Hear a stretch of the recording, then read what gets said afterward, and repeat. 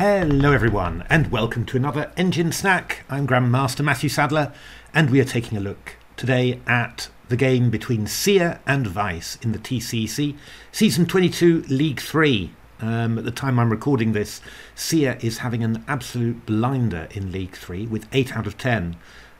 2 losses against its main rivals, which might prove tough in the end, but 8 wins against all the other engines, so it's going to be a real contender for promotion.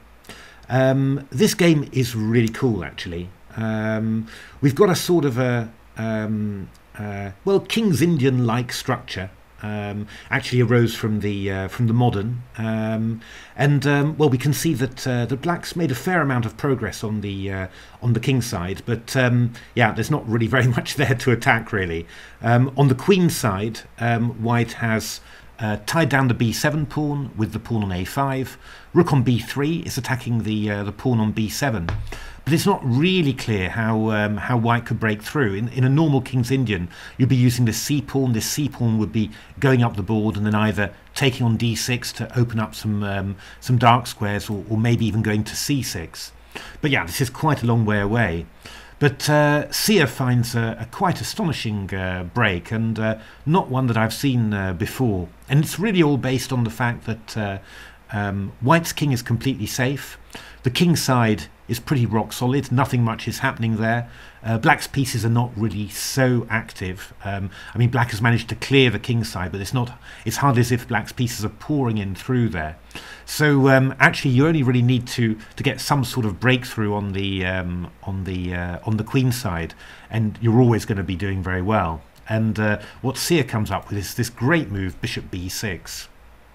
So I mean, often in the King's Indian, you know, you do get these piece sacrifices against the black pawn chain, but I've never seen one quite like this, where you're using the bishop to undermine the c7 pawn. Really quite amazing. I mean, the idea is c takes b6, we go knight b6, rook b8, and then we're just simply going to do this. And after knight g5, we go knight b4. We're going to take this this pawn, bring the knight back, maybe, and go a5 to a6, bring the knight into c6. And yeah, you know, what is black going to achieve in the meantime? Hard to say. So Weiss played queen f7, but Seer just insisted. So queen g1, really great move again. And the idea is after c takes b6, we, I mean, the black queen on f7 is helping to defend b7. So knight b6 isn't going to do it, but knight takes d6 is very, very strong.